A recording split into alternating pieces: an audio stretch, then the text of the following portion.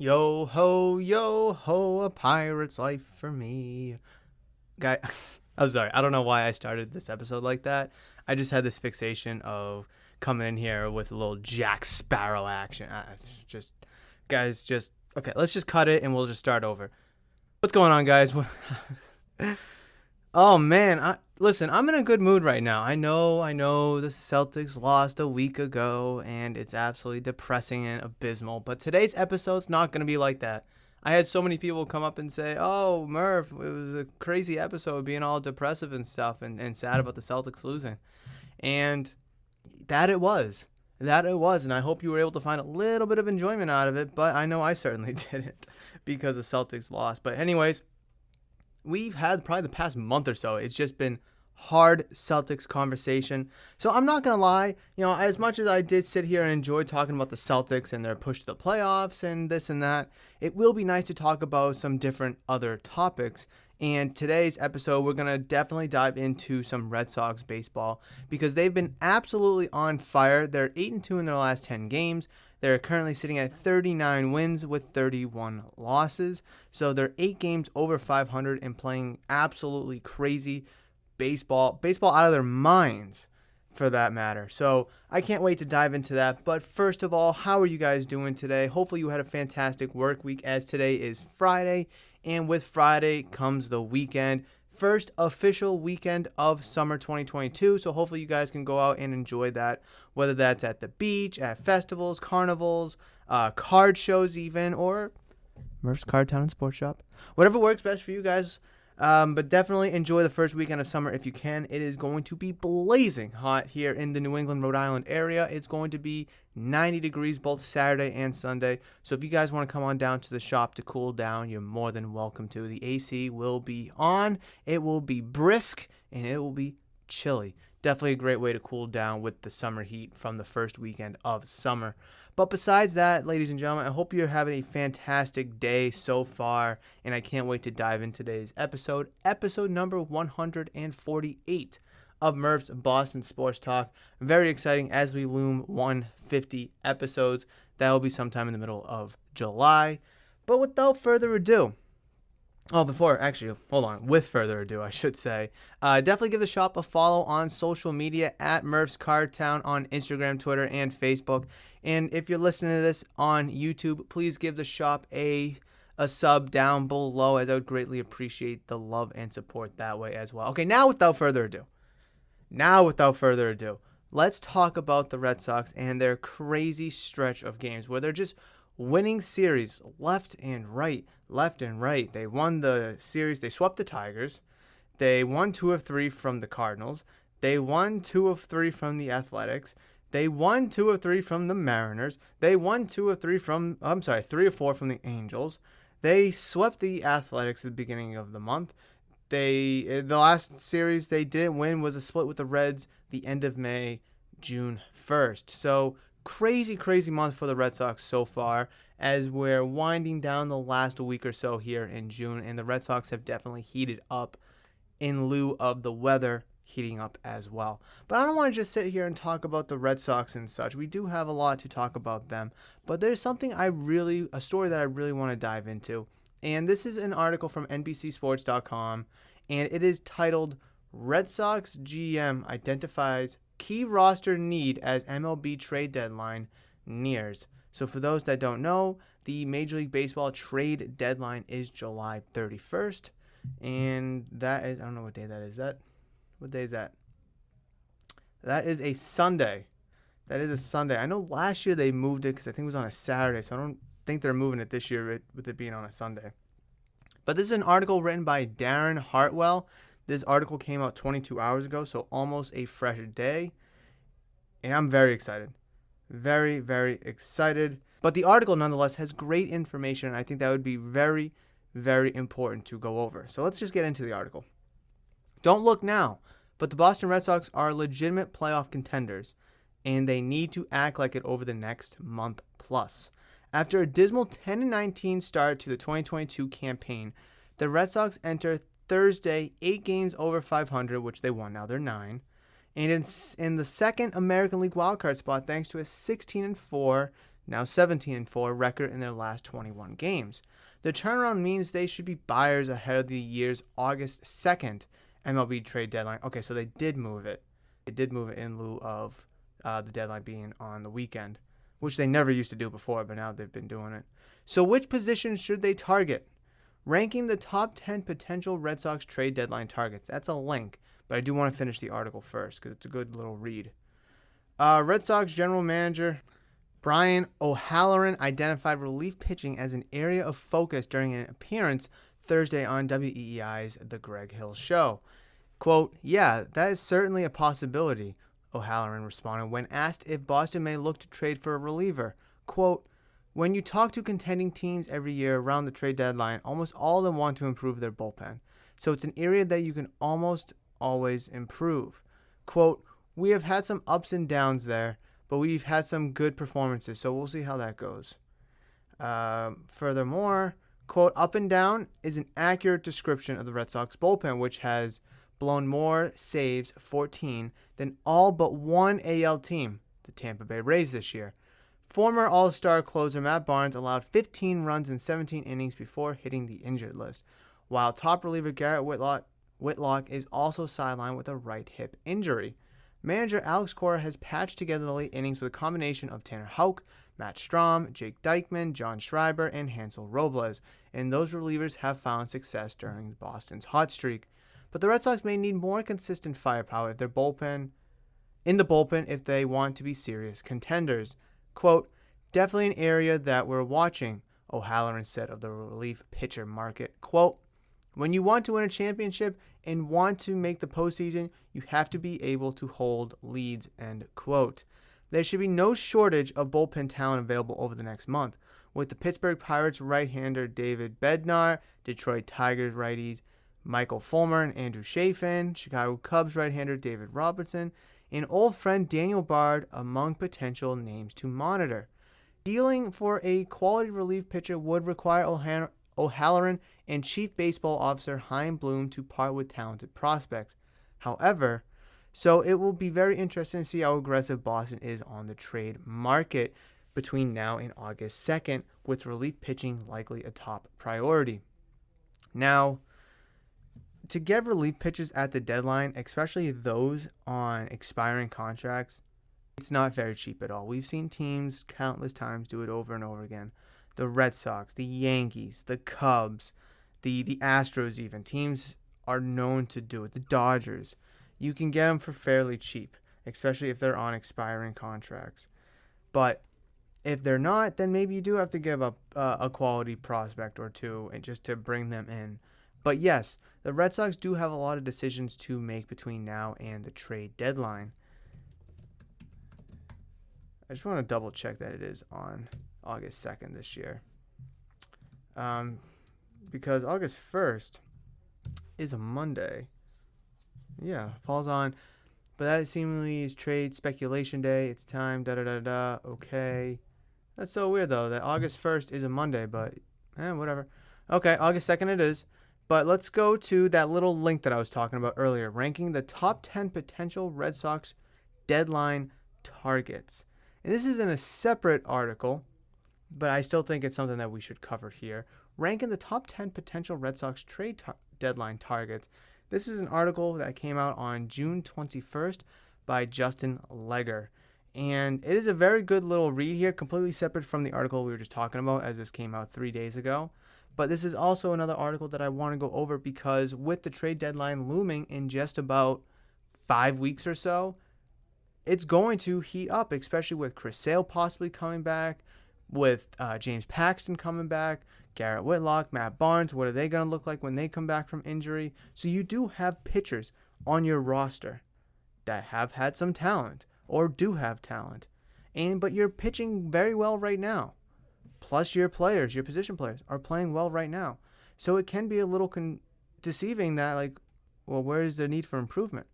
Listen, contending championship-winning teams make improvements every single year. You can never have too much talent in your World Series or just simple playoff-bound push. So let's just go into the article. Plenty can change between now and August, But the Boston Red Sox currently look like a team that will be buying at the 2022 MLB trade deadline. They enter Thursday night with a 37-31 record. Well, now it's 39-31. And while their odds of catching the red-hot New York Yankees in the division are slim, they are firmly contention for a wild-card spot. To assure they don't lose ground in the playoff hunt, they may have to address certain positions of need. Boston's most glaring needs are pitching, particularly in the bullpen, a first baseman, and a big bat in the outfield.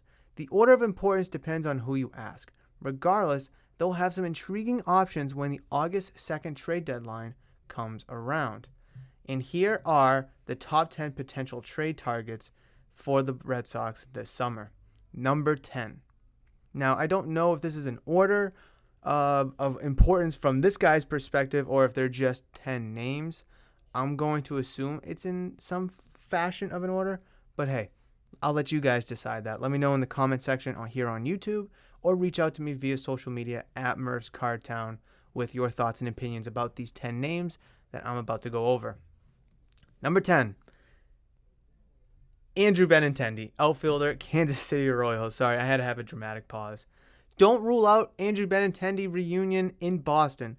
The 2018 World Series champion is enjoying a solid season in Kansas City, slashing a .298 average, .363 on base, and .396 slugging. With 3 homers and 25 RBIs through 65 games, that's the kind of offensive production the Red Sox could use from their outfielders right now.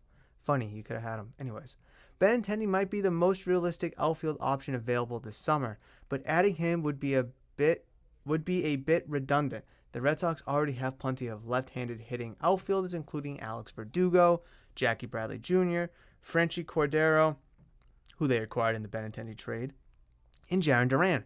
It's more likely Boston adds a right-handed bat to the mix. Now, I will say this here on the side. If you can bring in Benintendi and replace him with, or have him replace Jackie Bradley Jr., 100% sign up for that, and then we can carry on. Number 9, Andrew Chafin, relief pitcher, Detroit Tigers. With the Tigers likely to sell at the deadline, Chafin stands out as a candidate to boost Boston's bullpen. The 32-year-old right-hander has been a bright spot in Detroit, sporting a 3.12 ERA to go along with a 1.15 whip and a bunch of other analytics in 17.1 innings of work. His career ERA is 3.29 in 434 career appearances. Chafin has a player option for 2023, so potential team control there going into a potential year 2 if you bring in Andrew Chafin. Number 8, Daniel Bard, relief pitcher, Colorado Rockies. Bard has been an incredible story with the Rockies. He worked his way back into Major League Baseball in 2020 after having not pitched in the big leagues since 2013 with the Boston Red Sox. The soon-to-be 37-year-old has resurrected his career and been one of the most reliable arms out of Colorado's bullpen, posting a 1.98 ERA, a .99 whip, with 14 saves this year. A return to Boston would make Bard's story even more fascinating. Just a side little story about him. He was the up-and-coming guy in the Red Sox farm system, like the early 2000s. He was supposed to be the closing heir to Jonathan Papelbon before he left at the end of the 2012 season, if I remember correctly. And Bard just could never figure it out. He was a killer relief pitcher. Then they tried to make him like a starter, and then they tried to make him a closer, and it just wasn't working out. And then after 2013, just never heard or seen from him ever again until he made his comeback with the Rockies in 2020. And he's been a great pitcher for them since. So a very cool story right there. I'd love to see him back in Boston, especially to make his career and his story full circle. Number 7, David Robertson, relief pitcher, Chicago Cubs. Robertson has been one of the most consistent relievers in the game for most of his 14-year MLB career. The 37-year-old right-hander is enjoying a fantastic season in Chicago as he's posted a 1.82 ERA, 1.05 whip in 22 appearances with 24 2/3 innings. He has plenty of experience pitching in the American League East as he spent 9 seasons with the Yankees and last year with the Tampa Bay Rays. Number 6, Michael Fulmer, relief pitcher, Detroit Tigers.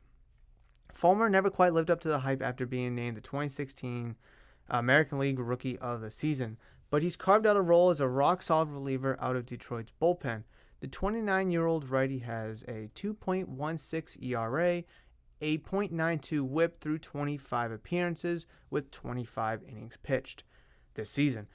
He'd be a rental as he's scheduled to become a free agent after the season, but he could end up being the relief pitcher the Red Sox are searching for. So again, some guy like this, 29 years old, he'll be 30 next season. Last year of his contract, rental. It's not going to take much to bring him in. Detroit Tigers would rather get somebody rather than nothing for him, especially in a lost year for themselves. Just scrolling down. Number 5, Josh Bell, first baseman, Washington Nationals. I've been a big fan of Josh Bell real quick when he was with the Pirates coming up. Obviously, he can play first. He can play a little of the corner outfield. He's a switch hitter. I think he's a dependable guy in the lineup. So let's just get into what the article has to say about him. The Red Sox just haven't been able to get consistency at the plate from their first baseman, so they may have to look for a Kyle Schwarber-like addition to the roster ahead of the deadline. Bell is no Schwarber, but he's a solid hitter who may come cheap as he's scheduled to hit free agency next winter. The switch hitter is slashing .294 average, 378 on base, and 476 slugging with 11 home runs and 44 RBIs for the lowly Nationals this season. Number 4, Trey Mancini, first baseman, Baltimore Orioles. Another first baseman who can add some pop to the lineup. Mancini seems like an obvious fit for Boston. He's a right-handed hitter who has hit 20 or more homers in all of 4 of his full Major League seasons. The 30-year-old has a mutual option for 2023, so a little bit of team control there as well. Number 3, Frankie Montas, starting pitcher, Oakland Athletics. It'd be a shock if Montas isn't moved ahead of the deadline, as the A's dealt pretty much all of their valuable players before the 2022 campaign. Montas is one of their last real trade chips as they continued their rebuild. The 29-year-old righty was in the Cy Young conversation last year and has been solid this season with a 3.53 ERA, a 1.14 whip, and 14 starts. He'll be costly due to the talent and the fact that he has one more year of team control this season. As a side note, I would prefer to stay away from him due to the fact he's a starting pitcher. Tons of teams are going to be after starting pitchers. How many other starting pitchers are really going to be on the market? And plus, you don't want to get into a bidding war with potential other teams having to give up some good, true, real talent in order to get a year and a half out of Frankie Montas, where you do have some starting pitchers. You have a little bit of depth there. I don't think starting pitching is a big need at this moment. I'd rather see them go for a first baseman or a relief pitcher with their spending allowance at the trade deadline in terms of what they want to give up. Let's see. But he is definitely a very good pitcher nonetheless. Number 2, Luis Castillo, starting pitcher, Cincinnati Reds. If Montas is off the table, Castillo is another pricey starting pitcher option likely to be dangled at the trade deadline. Like Montas, Castillo is a 29-year-old right-hander with filthy stuff. He boasts a 100-mile-an-hour fastball to pair with one of the most devastating changeups in the game. It's a long shot. The Red Sox would have to part ways with some of their top prospects, but it could be worth it if since he's under team control through 2023. Again, it'd be a great addition. But again, I just don't think it's worth it, though, to give up the price point, and you just don't want him to flail out and just not be, the guy you expect him to be, and then the trade looks like an absolute dud. I'd rather just stay away. Go something cheaper. Again, relief pitcher, first baseman, whatever, so you don't have to give up those talented prospects. And number 1 is David Bednar, relief pitcher, Pittsburgh Pirates. If you're dead set on the Red Sox adding a reliever, Bednar is the guy to monitor. He may not be a household name, but he's one of the best relievers in the league the last 2 seasons and could immediately slot in as Boston's closer. The 27-year-old righty has a 1.34 ERA, a .80 whip in 26 appearances, 33.2 thirds innings this year. The bad news is he's under team control through 2026. He's going to cost a pretty penny. And yes, I've been watching a little bit of Pittsburgh Pirates games here at the shop. Why? Don't ask, but I will tell you why. Because I'm a big fan of Ke'Bryan Hayes. I really do like his potential here in the big leagues, and also been slowly keeping an eye on David Bednar as well. Pirates are a little fun to watch. They have Michael Chavis, who I'm a big fan of. O'Neal Cruz obviously just got called up. So watching Pittsburgh Pirate games are a true pleasure here at the shop. But David Bednar, he comes in like the eighth inning to close the door, which is something a lot of, actually 99% of pitchers, closers don't do anymore. Like, yeah, you might get a 4-out save here and there just to wrap up the eighth inning and then go out for the ninth. But this dude will literally come in the seventh, in the eighth, and then still pitch in the ninth. And again, a technical save is good over the course of 3 innings. So you can bring your closer in the seventh, have him pitch in the eighth and the ninth, and that's a save. But to have him come out in the eighth inning, have a little bit of length to his appearance, could be beneficial long term. Whether you're in a tricky spot in the playoffs, say fifth, sixth inning, you just got to get out of it and get a couple innings. Same as a Garrett Whitlock or a Tanner Houck kind of a guy, can go multiple innings. But having your closer be able to get 8-out saves is ridiculous, and I'm a big fan of that. Again, he is under team control through 2026. That's crazy. That's 2023, 4, 5, and 6. That's 4 years, 4 full years of complete control. So I bear the question, has this guy peaked early in his young career? I mean, yeah, he's 27 years old, but relief pitchers take some time to come up through. I mean, he made his debut a couple seasons ago. So is he just looking good now because he's still fairly new, and then as he matures and as his career gets older, will he flail out? That's a question that's got to be asked. I mean, having a guy under team control this versatile, this dangerous in terms of like a nice fastball and some good off-speed stuff is something to definitely keep an eye out. And again, Bednar, Robertson, Daniel Bard even, Chafin, what was the other guy's name? Michael Fulmer are all guys to keep an eye out for the Red Sox and other teams as well, because these guys are going to be highly touted players. The thing with David Bednar and the Pirates, they're a young team. They're rebuilding, team control through 2026. They may not look to trade him, obviously, unless they get a crazy dumb package. But they may not look to trade him because he is under team control for so long, and they may want to keep that long term. But hey, who knows? But those are 10 potential trade targets for the Red Sox. I'll just recap it real quick. Andrew Benintendi, Andrew Chafin, Daniel Bard, David Robertson, Michael Fulmer, Josh Bell, Trey Mancini, Frankie Montas, Luis Castillo, and David Bednar. If I had to pick one, which one did I really want the Red Sox to get? Again, it's going to matter price point, of course, but let's just kind of in a vacuum. Bednar maybe. I'd go Daniel Bard because I like the story. He's pitched in Boston before. He's pitching very well. He's going to be cheap. It would be a great story. But also Josh Bell. I would really like Josh Bell here, who's had a pretty good season so far with the Washington Nationals. Obviously, there's rumors that the Nationals could offload Juan Soto at some point, who's under team control for a few more seasons. What kind of return will that bring? If they offload Juan Soto by any stretch of the imagination, Josh Bell better be the next guy out. It'd be pointless to trade Soto and not Josh Bell, but I do see Josh Bell getting moved at some point between now and August 2nd. But I think him hitting near 300, has a little bit of pop with 11 home runs, can drive the ball, can drive guys in, 44 RBIs, plus he's a switch hitter. He can play first base. He can play the corner outfield. I think it's a win-win-win-win by bringing Josh Bell into Boston. I really, really do. I'd rather them bring in Josh Bell than a guy like Trey Mancini, if I am being completely honest. But those are my thoughts and my opinions about the top 10 potential Red Sox trade targets here as we approach the trade deadline on August 2nd this year.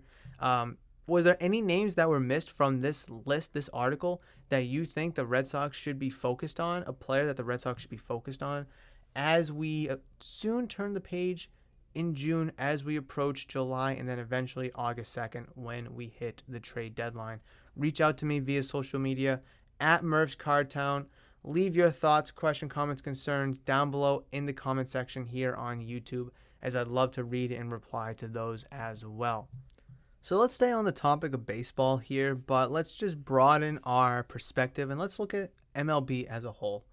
And I kind of want to just breeze through each division and just kind of catch us all up to where these teams currently sit, because I don't think I've done that since maybe April when the Red Sox were struggling, but I wasn't all too worried about it at the time. Whereas we're obviously 3 months into the season, we can have a really good idea to see what teams are in it, what teams are out of it. Still tons of season left to go, but let's just catch ourselves up since we spent the last month plus just talking about the Celtics, and I think it'd be a fun time.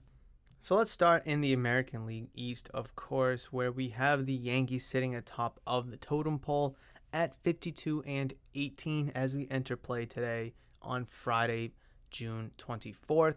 They are 8-2 in their last 10 games, absolutely killing it. Aaron Judge is in full MVP mode, full $40 million a year mode, as he is a free agent at the end of the season, followed by the Toronto Blue Jays, who are 12.5 games back at 39-30. The Red Sox are right behind them at 39-31, 13 games back, who have finally surpassed the Tampa Bay Rays, who are 37-32. And then the lowly Orioles 32-39, excuse me. Now, there's going to be a small trend as we talk about some of these divisions, and there's the top, maybe a second team, and then there's just like everybody else. I got an alert from ESPN just now that the Patriots restructured David Andrews' contract, creating $2.1 million in 2022 cap space by converting $3.15 million into a signing bonus. Well, that's pretty cool. Good for Andrews, good for the Pats. It's a win-win all the way around. So, what are the Patriots going to do with an extra $2.1 million? Go get OBJ? I don't know. I don't know what their current cap space looks like at the current moment. But what I was saying is, like, there's the team at the top, a second team maybe, and then there's everybody else, and that's kind of a small trend we'll notice a little bit as we move throughout the American League and then eventually into the National League. Guardians and Twins atop of the American League Central, followed by the White Sox, who were supposed to be the favorites out of that division, 4.5 games back, and then the Tigers and Royals sit uncomfortably 12 and 12.5 games back, respectively, from the Guardians and the Twins. The American League West looks pretty abysmal right now, as you get the Astros 43-26, no surprise there that they're at the top, and then you have the Rangers 9.5 back, the Angels 10.5 back, the Mariners 12 games back, the Athletics 21 games back. Like, that division is just not competitive by any stretch of the imagination. It's unfortunate. Obviously, we know the Athletics are completely rebuilding right now. They need to move, get a new stadium, do something. Actually, I don't want them to get a new stadium because the fans in Oakland are just non-existent. I have more people at my shop some days than the Athletics do in home attendance. So they need to move. That's a conversation for another day. Maybe we can dive into it at some point in the near future. But the Mariners had a good season last year. Could they turn things around? The Angels started off hot. They've sizzled out.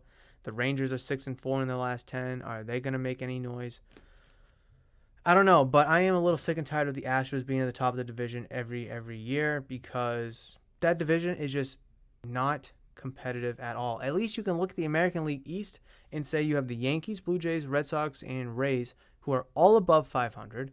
All are expected to make the playoffs via a wild card spot. Yeah. I mean, I don't know. Let's get to the National League before I really unvault a huge rant on you guys. We got the Mets atop of the National League East at 45-26. Braves follow them by 4 games, Phillies 8 games, Marlins 11.5, and the Nationals 20.5 games behind them. The National League Central, you have the Brewers and the Cardinals tied 43-32 for the National League Central crown. Then you got the Pirates 9.5 games back, who may be sellers at the deadline, but they're not a true far shot away from being relatively competitive in the National League Central. I mean, the wild card is completely off the table because you have the Braves, the Phillies, the Marlins, you have the The Padres, Giants, Diamondbacks, and even the Rockies all have better records. And I don't know what the wild card race looks like in terms of game backs, but the Pirates would have to jump less teams in their division than in the wild card. So a potential story right there, but they'll probably be sellers because they're not truly in a comfortable spot to take the chance to buy. But then you got the Cubs 13 games back and the Cincinnati Reds 15 and a half games back of them. You got the Dodgers atop the National League West just by one game over the San Diego Padres. Then you got the Giants 5.5, and then you got the Diamondbacks 12.5, and Rockies 14 games out. So that is your current update for Major League Baseball's division standings across the league. Let's Major League Baseball wild card stand. Let's check the wild card standings out here, shall we? Just to fully encompass ourselves and get us fully up to date, so we don't miss anything. In the American League wild card standings, you have the Toronto Blue Jays ahead of the Boston Red Sox. Red Sox are in second, and then you got the Twins right behind them as well. But those are your top 3 wild card spots. I don't know how I feel about 3 wild card spots, in all honesty. It's nice to get more teams in the playoffs, but I think there's a better way to do it. I really do, than having 3 wild card spots. You have 3 division winners and 3 wild card spots. I get that there's 15 teams in each league, and you want to have, what would it be, 6 teams make it. I guess that makes sense. But, just think back like 10 years ago, where it would be the 3 division winners and 1 wild card. That was it, just 1 wild card. And only 4 teams. I guess at the time it was split 16 and 14, National League, American League. Now it's 15 teams. But that's crazy to think back that only 4 teams, only 1 wild card up top of the 3 division winners would get into playoffs. Then they bumped it to 2. And now they have it at 3. Very, very interesting. Crazy to think that. But Blue Jays, Red Sox, Twins own the 3 wildcard spots as it stands right now as we enter play on Friday, June 24th. Followed by the Rays at 1 game. And then it just kind of falls off a bit. The White Sox, 4.5. Rangers, 4.5. Angels, 5.5. And it just gets worse and worse and worse from there. Again, I think baseball does have a big mediocrity problem where, the White Sox, they do have a good roster. They're just struggling, but they're 33 and 35.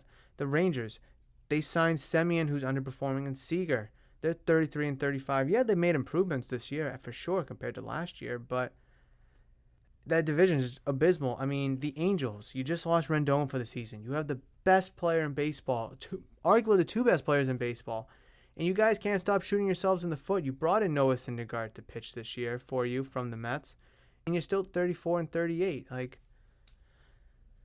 I don't know. I just think baseball is, I don't want to say top heavy because I don't think so, but there is a large chunk of mediocrity, and that could be a good thing, I guess, because Rangers weren't good last year, but hey, at least they're good this year. The Rays are good this year, but they may suck next year, whereas the Orioles could step in and be good. So I guess it could be a good thing. I would just like to see these divisional races just a little bit smaller. That's all. I would just like to see the divisional races just tighten up a bit. Even in the wild card, I don't want to see the Seattle Mariners 7 games out when we get too deep in the season. I guess 7 games out isn't bad. But when you got to jump the Orioles, the Angels, the Rangers, the White Sox, the Rays, that's 5 teams. And then you got to find a way to sneak into one of those top 3 wildcard spots from the Twins, the Red Sox, and the Blue Jays. So you have to arguably jump 8 teams. 8 teams. Yeah, 7 games back isn't terrible, but you got to jump 8 teams. That's the tough part right there, is you got to jump so many teams. It's just an issue that I've had. I wish the playoff format would be just a little bit different, if I'm being honest. How could it be different? Oh, man. I don't know. I don't want to see baseball go to like a basketball format where you have 8 teams make the playoffs, top 8 teams from each conference. So in baseball, it'd be the top 8 teams from each league. I don't want to see that, but that may be the only way to kind of help, with the top heaviness, with the mediocrity, give teams a better chance who are like the Mariners or like the Pirates. Because right now, if it was like that, you'd have the three division teams, six. The White Sox would be the eighth team in, making the Mariners only 2.5 games back. So it would kind of help get more teams in the playoffs or give more teams a chance to make it to the playoffs. But now you're allowing 16 teams into the playoffs, and that's more than half the league, which I'm not a strong fan of. I don't want half the league in. If there was expansion and you bump up to 32 teams, then have 16 teams in because you have 2 additional teams. So half the teams get in, half the teams don't. That makes sense in my mind. But right now, the way that basketball and hockey have it, where you're more than half the league, yeah, it's only by one team, but still, just doesn't make any sense to me. If baseball was to eventually get to 16-team playoff, shorten the regular season, make that first series a best of 5 like you do with the divisional. Best of 5, and then you go best of 7 all the way through. But now you're really changing October. You're really completely formatting things differently. And I don't know how that would bode well. I'm just kind of spitballing the idea. I've thought about it for a little bit. I could get around it if it's done correctly, but I don't know how the larger audience of baseball would take that. So that's my small little gripe with the wild card standings and the wild card format that they have at the moment, where it's like the 2 and the 3 will play each other, and then, or I don't even know what baseball's format is right now. I think like the best team in the league, American League or National League, will pick from the wild card options to play. I don't know. I think it's just very stupid. Whatever. Let me get to the National League real quick. You have the Padres, who are 4 games up on the field. You got the Braves plus 1.5, and you got the Brewers and the Cardinals, both tied for the National League Central, both tied for the last spot in the wild card. So whoever gets the division will get the last spot in the wild card. Followed by the Giants at half game out, the Phillies 2.5 out, and then it just kind of drops off a little bit. The Marlins 6 out. Diamondbacks 7.5 out, Rockies 9, Pirates 9.5. So like the Marlins, they're not far out, they're 6 games out, but there's less teams for them to jump. Now, is that a good thing or is that a bad thing? Again, that goes in the argument with Seattle. They're 7 games out, but they have to jump 8 teams to get that top spot, or at least 5 teams just to get in, or no, 6 teams just to get into the wild card spot. Whereas the Pirates, let's see, 1, 2, 3, 4, 5, 6. They got to jump 6 teams as well. So it's a double-bladed sword, really. I mean, I could sit here one episode and just really break it down how I would like to see it. But then again, my opinion may mean nothing to Major League Baseball, and they may think nothing of it, really, because they're just going to do their own thing. And I wasn't a big fan of expanding the wild card to 2 teams when they first did back in like 2013, I believe it was. But that 1-game playoff, that 1-game play-in game is so good. It's so fun because it gives you that NFL playoff vibe, that NFL playoff atmosphere where it's just any given Sunday. This team has crawled back all the way, 10 games out with a month to go. They're back in it. They just snuck in. And if they can win, they're in October. And it's just really exciting because teams have to play pitch their best pitcher. Their hitters need to have their best game. And the managers have to manage the bullpen and the pitching staff like it's do or die, like it's life or death, because that's what it is. And I think baseball kind of going away from that this year with the 3rd wild card team kind of ruins that excitement that baseball needs. And I do strongly believe that baseball desperately needs more excitement. It needs more pizzazz. It needs more swagger. Players like Fernando Tatis, Juan Soto, Jazz Chisholm, they're just really exciting for baseball, for a casual fan to just really be like, oh, wow, that's so cool. But that's kind of like my little rant about baseball here as we wrap up today's episode. And as we do wrap up today's episode, I really want to appreciate everybody for downloading, listening, and enjoying Murph's Boston Sports Talk on all audio-only platforms, Spotify, Apple, Google, Amazon, wherever you can find your podcasts. you can find Murph's Boston Sports Talk as well. So I greatly appreciate you downloading, listening, and enjoying. And if you listen to this video on YouTube, thank you so much for clicking on the episode. Please make sure you smash the thumbs up button if you enjoyed today's episode. Leave all questions, comments, concerns, anything down below in the comment section, as I can't wait to read and reply to those. And also, please consider hitting that giant red subscribe button, as I would greatly appreciate the love and support that way. You can reach me on social media at Murph's Cardtown, Twitter, Instagram, Facebook. And again, thank you so much for listening. I cannot wait to sit here on July 1st for episode number 149. I can't believe we're already going to be in July very, very soon. And I cannot wait. Enjoy the first full weekend of summer, It's going to be very hot again. Feel free to come into Murph's Cardtown Sports Shop to cool down.